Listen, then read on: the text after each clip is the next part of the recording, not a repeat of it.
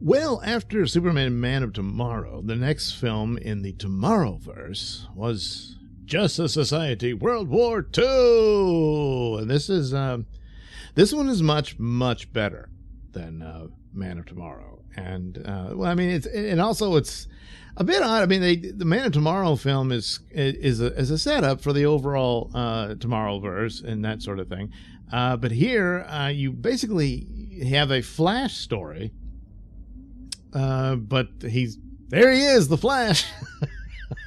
So there's no origin story about him or anything like that. But I don't really care. I mean, I know the character, but if it's an introduction to it, I would have thought there'd have been some sort of like quick setup or something, a mention or what have you. But I don't know. They don't. And there's a bookend scene of he's in the same universe as Superman. He teams up with him to fight Brainiac. And through that, goes faster than he usually has and ends up in the distant past, apparently, where he's in the middle of a battlefield in World War II, and the Justice Society is fighting the Germans and all. Now, the opening shows you in the past, where Roosevelt is being introduced to Wonder Woman to lead this new secret team of the Justice Society and all of that. So then you jump to the Tomorrowverse and all of that, and set up Flash teaming up with Superman, and then accidentally transporting himself to, all right, it's spoiler, it's not the past, it's a parallel universe. So which I really appreciated, because, as I've said before, I prefer universes where Superman is the first superhero. Now, Tomorrowverse has already shattered that, because apparently Batman came first. In this one, the Flash says, I've never heard of the Justice Society. I don't know. They say, well, we're a secret team. So you go, oh, that must be it. But no, in Tomorrowverse Earth, I imagine there was no Justice Society, at least not yet. And on this Earth, which is very much the way it used to be, where Earth 2 was the Earth that had superheroes earlier in their timeline, and they all fought in World War II. And that's the best iteration of the Justice Society. Other takes on them being this legacy organization and that sort of thing worked out, but I always thought it should be in this form, which by the 80s that was happening as well. They had Infinity Incorporated, which was the sort of made up of the children of the Justice Society carrying on after them and that sort of thing. So anyway, in this story, the Flash is, he meets Jay Garrick and all that, and it takes him a while to realize he's in an alternate universe, not in the past. That they're already, oh boy, you better be careful, you might change things and all this sort of thing, which a lot of times they do this in these time travel stories. I always thought it was a bit of a weakness. Would they even come up with the concepts of that when the guy says, I'm from the future? And since Jay Garrick's the Flash, they decide to call him Future Boy when he joins the team. But anyway, it's a good grouping of them. Wonder Woman's the leader, and Steve Trevor is basically their liaison for the government and whatnot, and of course his romance with Diana. And he keeps wanting to marry her. He keeps offering, and she keeps, playing coy about it, because at the same, she's terrified of making the commitment because she wants to wait till the war's over, because she fears losing him. Which, spoiler, she does. That's the sad part about it, But it's a good tour of it, and then even Superman shows up, but it's this universe's version of Superman in spectacular fashion. But at the same time, he's undercover as some agent helping them under the name Shakespeare. But he says, well, I'm actually a journalist named Clark Kent, and all that. And he wears a mustache, so Flash looks... Don't I know you? Yeah, see, glasses or a mustache. That's all you got to do.